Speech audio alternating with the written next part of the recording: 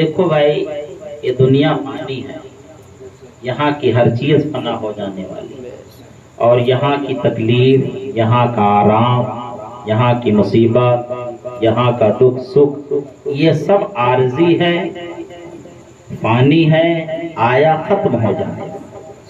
اور آخرت کی زندگی باقی زندگی ہے، دائمی زندگی ہے، اور وہاں کا آرام، وہاں کی تکلیف، وہاں کی مصیبت، یہ بھی دائمی ہے۔ تو وہ دائمی آرام کیسے ملے گا؟ ہمیشگی کا آرام کیسے ملے گا؟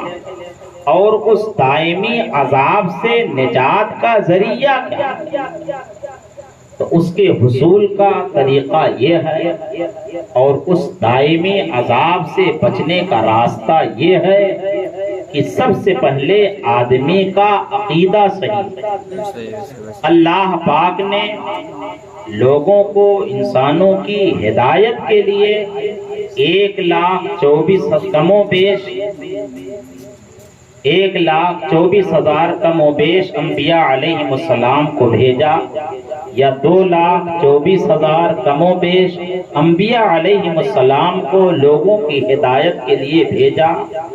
سبوں کی تعلیمات کا لب لباب یہی تھا، لا الہ الا اللہ محمد الرسول اللہ، اللہ کے سوا کوئی معبود نہیں، اللہ کے سوا کوئی عبادت کے لائق نہیں، اللہ ہی ہے جو عبادت کے لائق ہے، اور محمد صلی اللہ تعالی علیہ وسلم اللہ کے رسول ہیں۔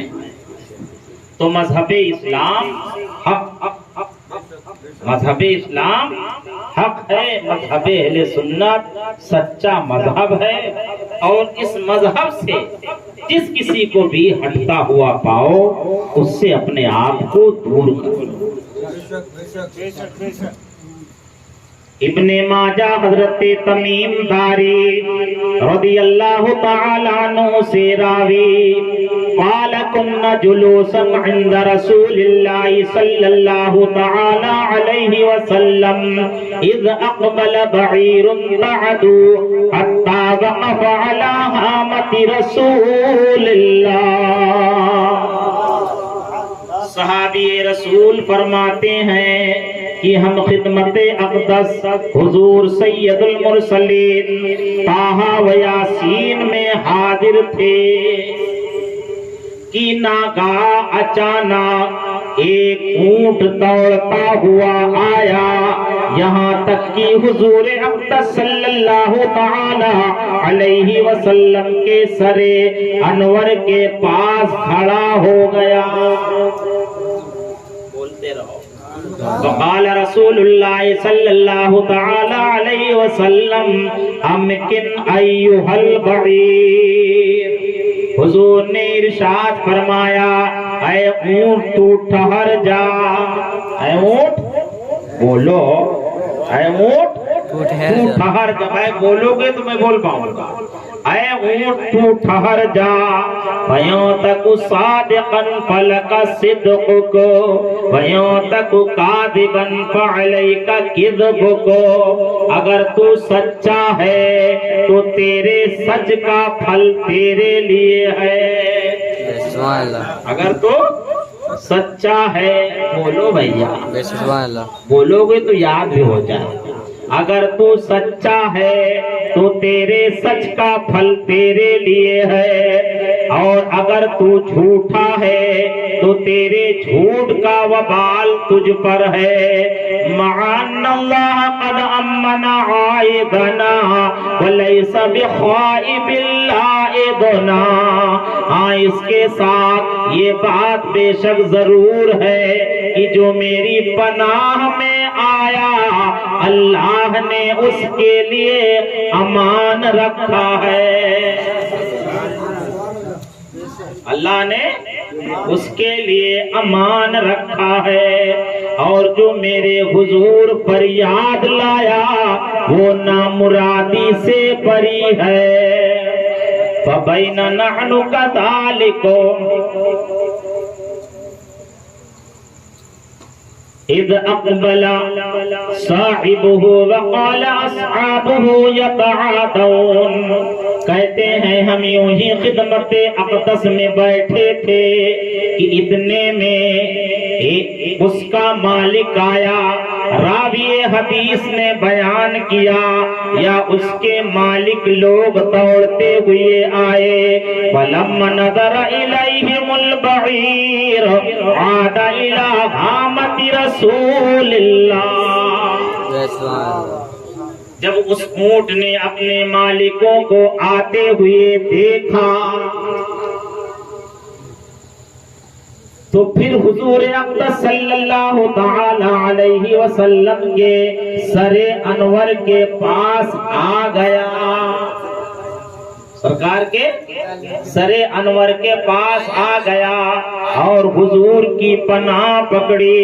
انہوں نے عرض کیا یا رسول اللہ، میرا یہ اونٹ 3 دن سے بھاگا ہوا ہے.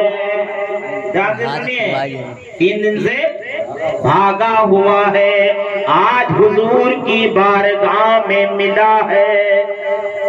حضور نے فرمایا الا انہ لیشکو الی فبئست الشکایا، فرمایا سنتے ہو اس نے میرے حضور نالش کی ہے، شکایت کی ہے اور بہت بری شکایت کی ہے. انہوں نے عرض کیا رسول اللہ، قالوا ما یقول، وہ عرض کرتے ہیں یا رسول اللہ یہ اونٹ کیا کہہ رہا ہے؟ قال يقول انه ربي في امنكم احوالا وكنتم تحملون عليه بالصيف الى مواضع القلع فاذا كان الشتاء رحلتم الى موضع الدفاع.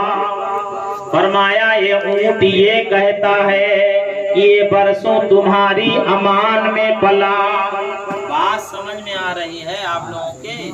بولو بھائی، سمجھ میں آؤ تو بھیا سنائیں. فرمایا یہ اونٹ یہ کہتا ہے کہ یہ برسوں تمہاری امان میں پلا، تم گرمیوں میں اس پر اسباب سامان لاد کر سبزہ ہریالی پانے کی جگہ تک جاتے اور جاڑے میں گرم سیر مقام تک کوچ کرتے. فلما کبر استفلحتم، اور جب یہ بڑا ہوا تو تم نے اسے سانڈ بنا لیا. اللہ تعالی نے اس کے نطفے سے تمہارے بہت اونٹ کر دیے جو چرتے پھرتے ہیں. فلما ادرکتہ هذه السنة الخصیبہ، اور جب اسے یہ شاداب برس آیا، راحت و آشائش کا زمانہ پایا، چین و سکون لینے کا وقت آیا، تو تم نے اسے ذبح کر کے حلال کر کے کھا لینا چاہا. وقالوا یا رسول اللہ واللہ کان ذالک یا رسول اللہ، وہ عرض کرتے ہیں یا رسول اللہ خدا کی قسم معاملہ یوں ہی پیش آیا ہے جیسا حضور نے ارشاد فرمایا ہے. قال ما هذا جزاء المملوک الصالح من موالی، فرمایا تو نیک مملوک کا بدلہ اس کے مالکوں کی طرف سے یہ نہیں ہوتا ہے. وہ عرض کرتے ہیں یا رسول اللہ تو نہ اب ہم اس کو بیچیں گے اور نہ ذبح کر کے کھائیں گے، نہ بیچیں گے اور نہ ذبح کر کے کھائیں گے. قال کذبتم، فرمایا تم غلط کہتے ہو. قال کذبتم، فرمایا تم غلط کہتے ہو. قد استغاث بکم فلم تغیثوا، اس نے تم سے فریاد کی، تم سے مدد چاہیے اور تم اس کی فریاد کو نہ پہنچے. وانا اولى بالرحمة منکم، اور میں تم سے اس بات کا زیادہ مستحق و لائق ہوں. فاشتراہ منہم صلی اللہ علیہ وسلم ب100 درہم، تو حضور مالک کل صلی اللہ تعالی علیہ وسلم نے اس اونٹ کو اس کے مالکوں سے 100 درہم میں خرید لیا. کتنے میں؟ 100 گرام بولو 100 گرام کتنے میں خریدا؟ 100 گرام 100 درہم میں خرید لیا۔ اچھا ایک بات بتاؤ، کیا حضور صلی اللہ علیہ وسلم خریدنے کے محتاج تھے؟ نہیں بولو بھائی، نہیں حضور اس اونٹ کے بھی مالک ہیں، اس اونٹ کے مالک کے بھی مالک ہیں، اور حق تو یہ ہے کہ اللہ نے اپنے محبوب کو ہر چیز کا مالک بنایا ہے۔ مالک کونین ہے، وہ پاس کچھ رکھتے نہیں، دو جہاں کی نعمتیں ہیں خالی ان کے ہاتھ میں۔ اور کہو تو اس پر اور ایک حدیث پڑھو، بولو اب پڑھتا ہوں اس کو۔ ينصب ليوم القیامت ممبر علی الصراط، روز قیامت پل صراط پر ایک نور کا ممبر بچھایا جائے گا، پھر ایک فرشتہ آئے گا اور اس کے پہلے زینے پر کھڑا ہوگا، فَيُنَادِي مَعْشَرَ الْمُسْلِمِينَ، تو وہ ندا کرے گا، اے گروہ مسلمانان، من عرفنی فقد عرفنی، جس نے مجھے پہچانا اس نے پہچانا، ومن لم یعرفنی فانا مالک خازن النار، اور جس نے نہ جانا تو وہ جان لے کہ میں مالک داروغہ جہنم ہوں۔ ان اللہ امرنی ان ادفع مفاتیح جہنم، بولیے حضرت، مفاتیح جہنم الی محمد صلی اللہ علیہ وسلم، وان محمدا امرنی ان ادفعها الی ابی بکر وعمر۔ وہ فرشتہ کہے گا کہ مجھے اللہ کے محبوب صلی اللہ تعالی علیہ وسلم نے، مجھے اللہ نے حکم دیا ہے کہ جہنم کی کنجیاں حضور مالک جنت صلی اللہ تعالی علیہ وسلم کو دے دو، اور حضور محمد صلی اللہ علیہ وسلم کا حکم ہے کہ جہنم کی کنجیاں حضور کے دو خلیفہ حضرت ابو بکر صدیق و حضرت عمر کو دے دو۔ اشہدو اشہدو، ہاں گواہ ہو جاؤ۔ پھر ایک دوسرا فرشتہ آئے گا اور اس کے دوسرے زینے پر کھڑا ہوگا، اور وہ فرشتہ بھی یوں ہی ندا کرے گا، اے گروہ مسلمانان، من عرفنی فقد عرفنی، ومن لم یعرفنی فانا رضوان خادم الجنان۔ جس نے مجھے پہچانا اس نے پہچانا، اور جس نے نہ جانا تو وہ جان لے کہ میں رضوان داروغہ جنت ہوں۔ اللہ پاک نے ان اللہ امرنی ان ادفع مفاتیح الجنت الی محمد، وان محمدا امرنی ان ادفعها الی ابی بکر وعمر۔ اللہ پاک نے مجھے حکم دیا ہے کہ جنت کی کنجیاں حضور محمد صلی اللہ تعالی علیہ وسلم کو دے دو، اور حضور کا حکم ہے کہ جنت کی کنجیاں حضور کے دونوں خلیفہ ابو بکر و عمر کو دے۔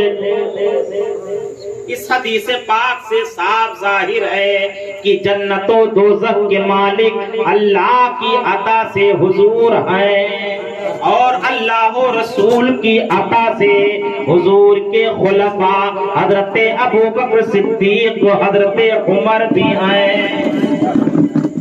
اور حدیث پاک میں ہے، میرے آقا فرماتے ہیں، وہ بھی ادی مفاتیح الجنت یوم القیامت ولا فخر، قیامت کے دن میرے ہی مبارک ہاتھوں میں جنت کی کنجیاں ہوگی اور کچھ فخر نہیں۔ اور اپنے نبی کا اختیار دیکھو، تمہارا سچا پروردگار فرماتا ہے، حدیث قدسی ہے، یا محمد انت نور نوری، اے محمد تو میرے نور کا نور ہے، وسر سری، اور میرے راز کا راز، وکنوز ہدایتی، اور میری ہدایت کی کان، وخزائن معرفتی، اور میری معرفت کے خزائن۔ فرماتا ہے جعلت فدل لکا ملکی من العرش الى ما تحت الارضین، اے پیارے محبوب، میں نے اپنا ملک، بولو، میں نے اپنا ملک عرش سے لے کر تحت الثری تک سب تجھ پر قربان کر دیا. یعنی اللہ پاک نے اپنے محبوب کو ساتوں طبقات آسمان اور ساتوں طبقات زمین کا مالک و مختار بنا دیا. مالک کونین ہے، وہ پاس کچھ رکھتے نہیں، تو جہاں کی نعمتیں ہیں خالی ان کے ہاتھ میں. آپ بولو ہے نہ بولو یہ کافی ہے میرے لیے. اور جب حدیث پاک پڑھتا ہوں تو علماء اہل سنت بغور سنتے ہیں، مجھے دعا بھی دیتے ہیں. اب سنو، فاشتراہ منہم صلی اللہ علیہ وسلم، حضور نے اس اونٹ کو، بولیے اس اونٹ کو اس کے مالکوں سے 100 درہم میں خرید لیا. وقالا انطلق فانت حر لوجہ اللہ تعالی، اور اس اونٹ سے فرمایا اے اونٹ تو چلا جا کہ تو رضائے الہی کے خاطر آزاد ہے. فرغا علی حامت رسول اللہ، سبحان اللہ. جب وہ اونٹ بارگاہ رسالت سے اپنی آزادی کا پروانہ پاتا ہے، اپنے چھٹکارے کی بشارت پاتا ہے، تو وہ بے زبان جانور اونٹ خوش ہوئے. ہمارے نبی کی محفل ہو رہی. سن بیٹا بیٹھ، سنو ادھر دیکھو ہم کو، سنو. فرمایا انطلق، سنو جی بچپن ہی سے نہ سدھرو گے. انطلق فانت حر لوجہ اللہ تعالی، اونٹ سے حضور نے کیا فرمایا اے اونٹ تو چلا جا. بولو بھائی، اے اونٹ تو چلا جا کہ تو رضائے الہی کے خاطر، اللہ کی خوشی کی خاطر آزاد ہے. جب وہ اونٹ بارگاہ رسالت اپنی آزادی کا پروانہ پایا تو وہ بے زبان جانور خوش ہو جاتا ہے اور اپنی بولی میں حضور کے سر انور کے پاس کچھ عرض کرتا ہے. فقال آمین، تو حضور نے اس پر آمین کہی. ثم رغا فقال آمین، اس نے دوبارہ کچھ عرض کی، حضور نے پھر آمین کہی. ثم رغا فقال آمین، اس نے دوبارہ کچھ عرض کی، حضور نے پھر آمین کہی. ثم رغا فبكى النبي صلی اللہ تعالی علیہ وسلم، جب اس نے چوتھی بار کچھ عرض کی تو میرے آقا و مولا صلی اللہ تعالی علیہ وسلم نے گریہ فرمایا، حضور رونے لگے.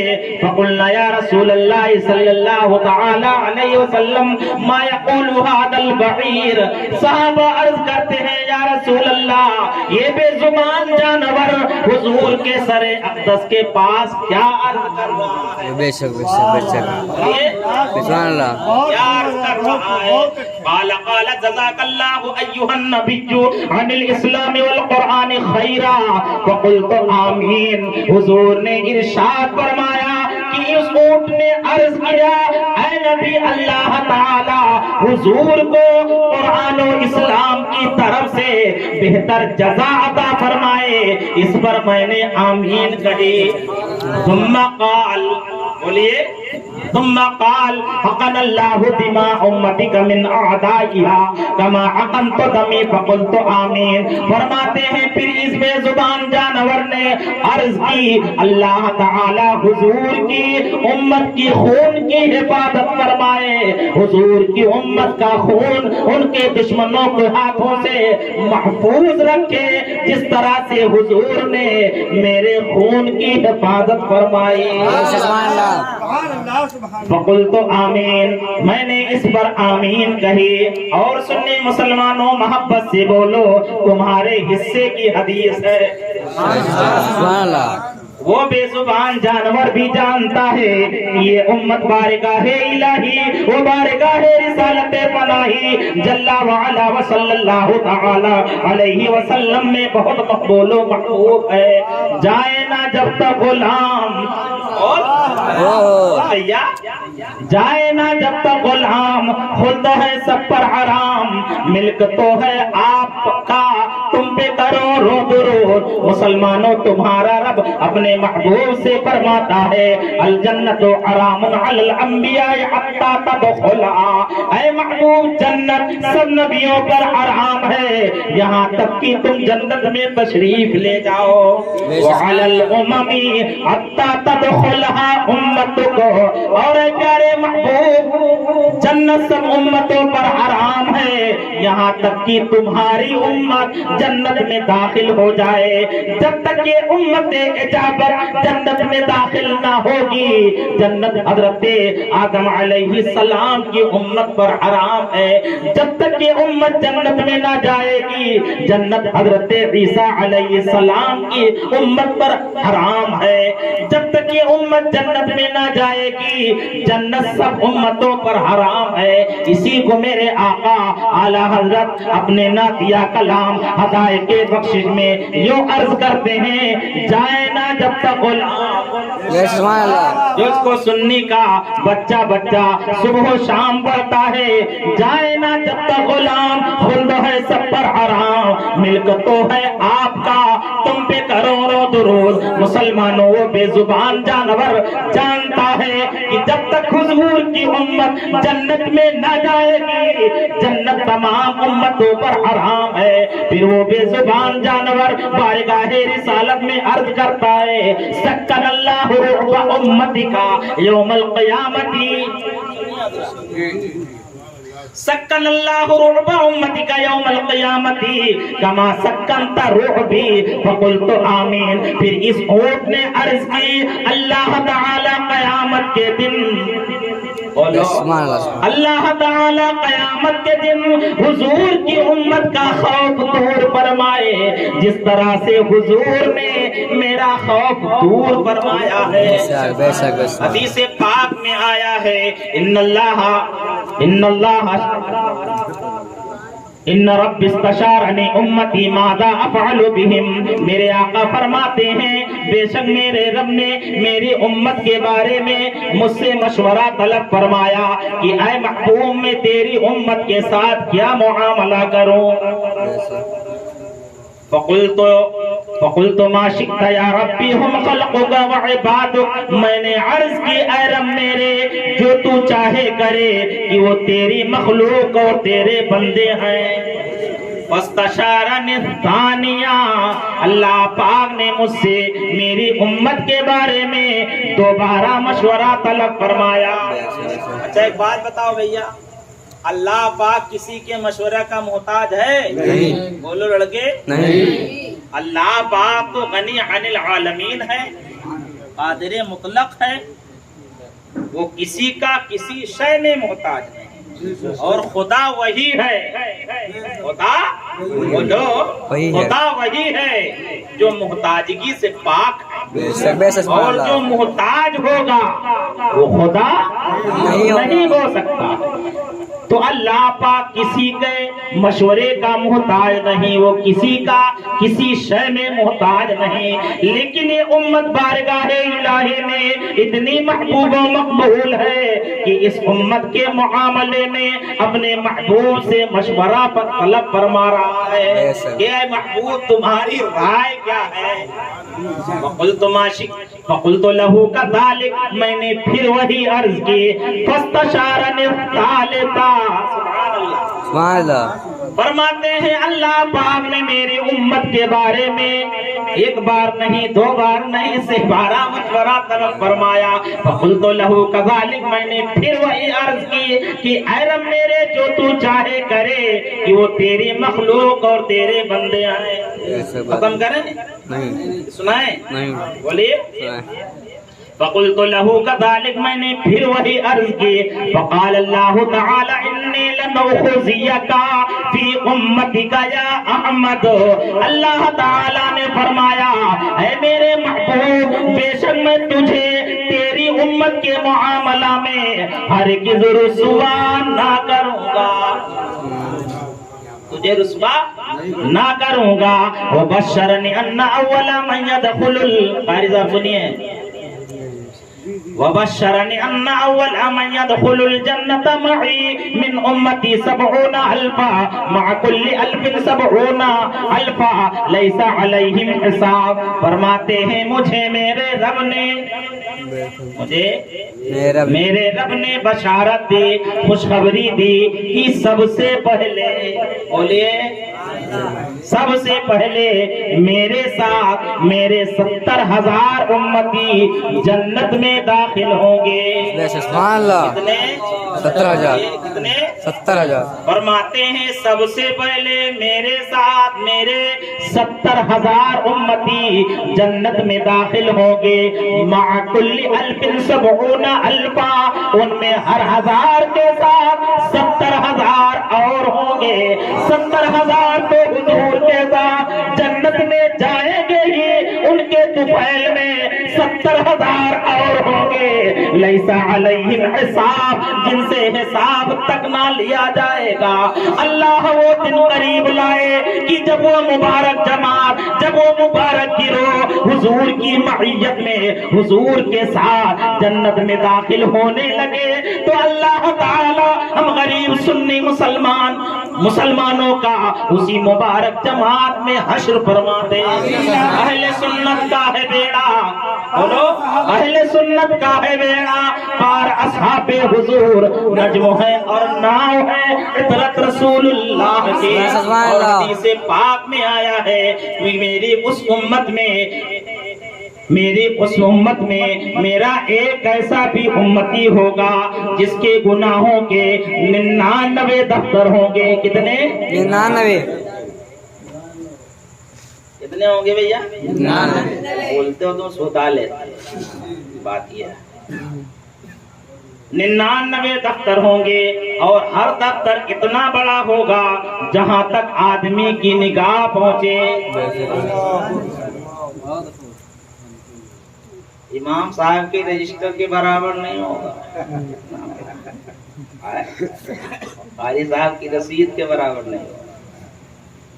وہ اتنا بڑا ہوگا جہاں تک آدمی کی اتنا بڑا گناہ کا دفتر ہوگا. اور کتنے ہوں گے؟ 99 دفتر ہوں گے. ان دفتروں کو کھولا جائے گا. اللہ پاک فرمائے گا اے میرے بندے، ان باتوں میں سے کسی بات سے تجھے انکار تو نہیں؟ بندہ عرض کرے گا نہیں مولا. فرمائے گا کیا میرے فرشتے کرامن کاتبین نے تجھ پر ظلم تو نہیں کیا؟ بندہ عرض کرے گا نہیں مولا. فرمائے گا تیرے پاس کوئی نیکی ہو، کوئی عذر ہو، کوئی ہیلا ہو تو عرض کر. بندہ عرض کرے گا نہیں مولا. اس وقت ایک پرچہ ہوگا جس میں لکھا ہوگا اشہد ان لا الہ الا اللہ واشہد ان محمد عبدہ ورسولہ. اس ایمانی پرچہ کو اسے دیا جائے گا. بندہ عرض کرے گا اے مالک و مولا، ان 99 گناہوں کے دفتروں کے مقابلے میں اس پرچے کی کیا حیثیت ہے؟ مسلمانوں، اللہ پاک رحمان ہے، رحیم ہے، ستار و غفار ہے، گناہوں کو چھپانے والا ہے، گناہوں کو معاف فرمانے والا ہے، وہ رحم فرمانے والا ہے، وہ ارحم الراحمین ہے، وہ سب سے بڑھ کر رحم کرنے والا ہے. ارشاد فرمائے گا اے میرے بندے لے جا طلبا، آج تجھے بخش دیا جائے گا، آج تجھ پر ظلم نہیں ہوگا. بے شک سبحان اللہ. مسلمانوں، اس ایمانی پرچہ کو ایک پلڑے میں، پلڑا سمجھتے ہیں، پلڑا نہیں رہ گیا، اب تسلا آ گیا، اور لوہو والا ختم ہونے والا، پلاسٹک والا سب رائج ہو رہا. لیکن پہلے پلڑا، جھوا، کھینچی سب چلتی. بولو بھیا. تو سرکار صدر الشریعہ علیہ الرحمٰن نے بہار شریعت میں اس حدیث پاک کا ترجمہ پلڑے سے فرمایا. ایک پلڑے میں اس ایمانی پرچہ کو رکھا جائے گا اور دوسرے پلڑے میں، دوسرے پلے میں ان 99 گناہوں کے دفتروں کو رکھا جائے گا. مسلمانوں ایمانی پلہ گناہوں کے دفتروں پر بھاری ہو جائے گا اور گناہوں کا پلہ ہلکا پڑ جائے گا۔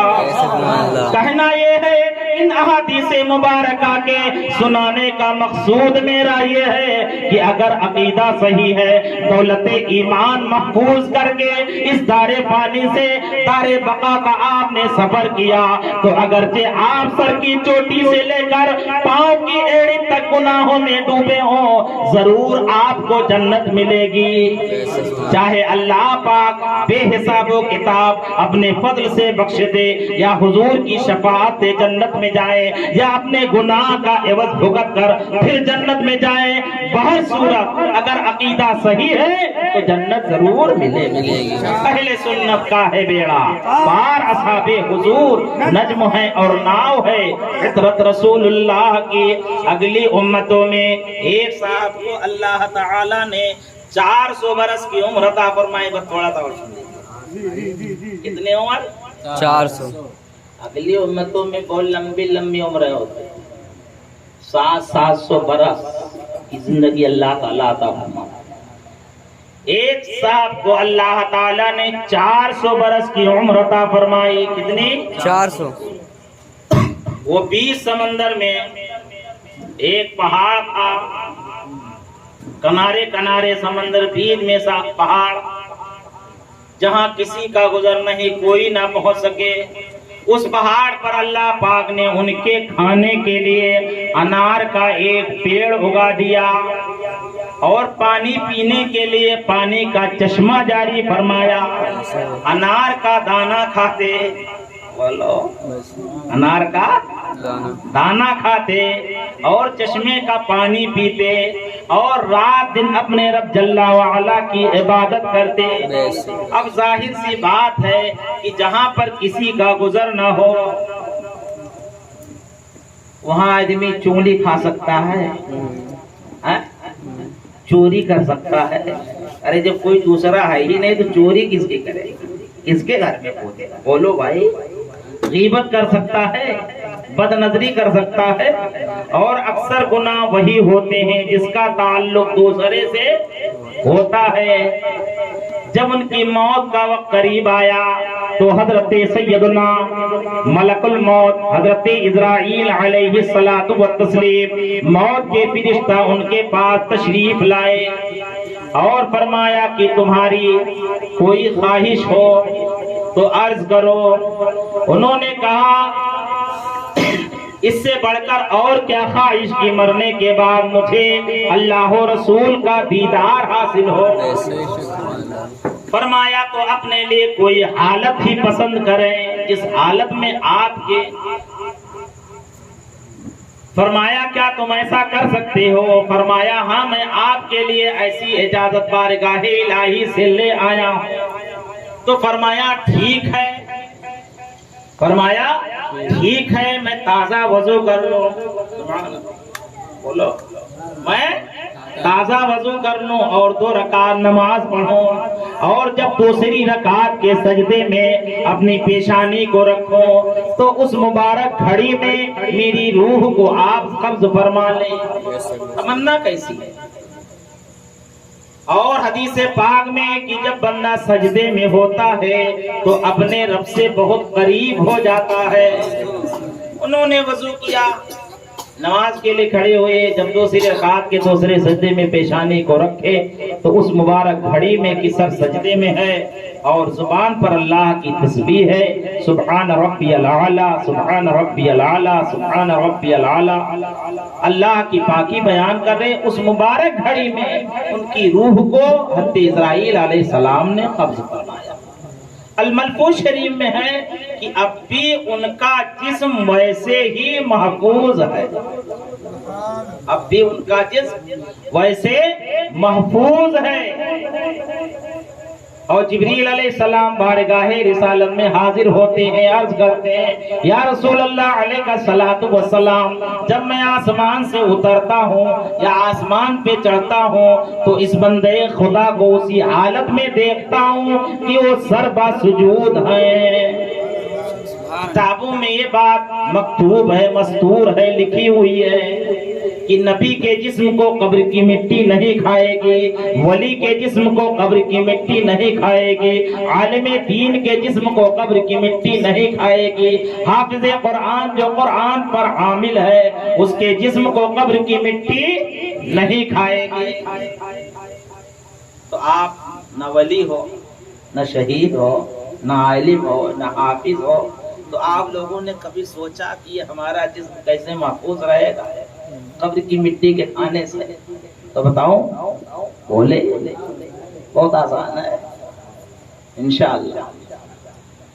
تو میرے سنی بھائیوں، آپ پاک رہو اور بن پڑے جہاں تک ہو سکے اپنے رب کے حضور جھکو اور اللہ کے محبوب صلی اللہ تعالی علیہ وسلم پر کثرت سے درود پاک کا ورد کرو کہ کم سے کم دن اور رات میں مل کر کم سے کم 100 بار درود پاک پڑھو۔ جو اللہ کے محبوب صلی اللہ تعالی علیہ وسلم پر کثرت سے درود پاک پڑھے گا اس کا بھی جسم انشاءاللہ قبر کی مٹی کے کھانے سے محفوظ رہے گا۔ سبحان اللہ۔ کل قیامت کے دن جب ان کی حاضری بارگاہ الہی میں ہوگی تو چونکہ ان کے نامہ اعمال میں گناہ ہے ہی نہیں، نیکی ہی نیکی ہے، تو میزان اور حساب اور کتاب کی حاجت کیا؟ اللہ پاک فرمائے گا اذهبوا بعبدی الى رحمتی برحمتی الى جنتی۔ اللہ پاک فرشتوں سے فرمائے گا اے میرے فرشتوں، میرے اس بندے کو میری رحمت سے جنت میں لے جاؤ، میرے اس بندے کو میری رحمت سے جنت میں لے جاؤ۔ تو وہ عرض کریں گے، دیکھو وہ عرض کریں گے نہیں مولا، بلکہ اپنے عمل سے، یعنی میں نے عمل ہی ایسا کیا جس کے سبب سے میں جنت کا حقدار ہوں۔ اللہ پاک فرمائے گا اے میرے فرشتوں، میرے اس بندے کو روکو، میرے اس بندے کو بولو بھیا روکو، میرے اس بندے کو روکو اور اس کی 400 برس کی عبادت کو، 400 برس کی عبادت کو ایک پلے میں اور میری عطا کردہ نعمتوں میں سے، میری دی ہوئی نعمتوں میں سے صرف آنکھ کی نعمت کو ایک پلے میں رکھو۔ مسلمانوں، چنانچہ ایک پلے میں ان کی 400 برس کی عبادت کو رکھا جائے گا اور دوسرے پلے میں اللہ پاک کی عطا کردہ نعمتوں میں سے صرف آنکھ کی نعمت کو ایک پلے میں رکھا جائے گا۔ جب ان کا موازنہ ہوگا، ان کو تولا جائے گا تو نعمت الہی آنکھ والا پلہ بھاری ہو جائے گا اور ان کی نیکیوں کا پلہ ہلکا ہو جائے گا۔ اب اللہ پاک فرمائے گا اذهبوا بعبدی الا ناری بعدلی، اے میرے فرشتوں، میرے اس بندے کو میرے عدل و انصاف سے جہنم میں لے جاؤ۔ اللہ پاک جنت عطا فرمائے تو اس کا کرم ہے، اس کا فضل ہے، اور جہنم میں ڈالے تو اس کا عدل و انصاف ہے۔ اس کا وعدہ ہے کہ ہم مسلمانوں کو جنت عطا فرمائیں گے اور کافروں کو جہنم میں ڈالیں گے۔ مسلمانوں، یہ اللہ پاک کا فضل ہے، کرم ہے کہ اس کا وعدہ ہے کہ ہم مسلمانوں کو جنت عطا فرمائیں گے۔ فرمائے گا اے میرے بندو، اے میرے فرشتوں، میرے اس بندے کو میرے عدل و انصاف سے جہنم میں لے جاؤ۔ اب وہ عرض کریں گے نہیں مولا، بلکہ تیری رحمت سے، بولو تیری رحمت سے۔ تو اللہ پاک فرمائے گا اذهبوا بعبدی الى جنتی برحمتی، اے میرے فرشتوں، میرے اس بندے کو میری رحمت سے جنت میں لے جاؤ۔ تو کہنا یہ ہے کہ آدمی کو کبھی اپنی عبادت پر ناز نہیں کرنا چاہیے اور چھوٹی نیکی کو چھوٹی نیکی سمجھ کر آدمی کو چھوڑنا نہیں چاہیے اور چھوٹے گناہ کو چھوٹا گناہ سمجھ کر آدمی کو کبھی کرنا نہیں چاہیے۔ نہ جانے کون سی نیکی اللہ کی بارگاہ میں قبول ہو جائے اور وہی ہماری بخشش کا ذریعہ بن جائے، اور نہ جانے کس گناہ پر اللہ کی پکڑ ہو کہ ہماری آخرت تباہ و برباد ہو۔ تو مسلمانوں، میری تقریر کا لب لباب دو چیزیں ہوتی ہیں، ایک عقیدہ اور دوسرا اصلاح معاشرہ۔ اللہ پاک کے ہم بندے ہیں، وہ میرا معبود ہے، میرا خالق ہے، اس کی بندگی پر لازم و ضروری ہے۔ مسلمانوں، اس پیشانے کو بارگاہ الہی میں جھکاؤ۔ اللہ پاک قادر مطلق ہے۔ آج ہماری کھیتیاں بے باران رحمت کے کیوں سوکھی؟ اللہ کی رحمت میں کمی ہے؟ اس کے خزانے رحمت میں کسی چیز کی کمی ہے؟ وہ تو قادر مطلق ہے، وہ جب چاہے تب عطا فرمائے، جب چاہے تب بارش عطا فرمائے۔ تو بارگاہ الہی میں اپنے اس پیشانی کو جھکاؤ اور اپنی نیکیوں کا واسطہ دے کر بارگاہ الہی میں عرض کرو کہ اے مالک و مولا، تو میرے عمل کو نہ دے، میرے کرتوت کو نہ دے، میرے گناہ کو نہ دے، بلکہ تو اپنے فضل کے مطابق ہم پر کرم فرما۔ اللہ پاک ہم کسانوں کی سوکھی ہوئی کھیتیوں کو باران رحمت سے اپنے فضل سے سیراب فرما دے، اور جو کلمات چند کلمات جو میں نے عرض کیا، اللہ پاک ان سب باتوں پر ہم سب کو عمل کرنے کی توفیق اور رحمت فرمائے۔ اور جس بچی کی پیدائش کی خوشی میں اس محفل نور کا اہتمام کیا گیا ہے، اللہ تعالیٰ اس بچے کی عمر میں صحت میں برکت عطا فرمائے اور اسے امام اہل سنت اعلیٰ حضرت کی تعلیمات پر چلنے کی توفیق رحمت فرمائے۔ وآخر دعوانا الحمدللہ۔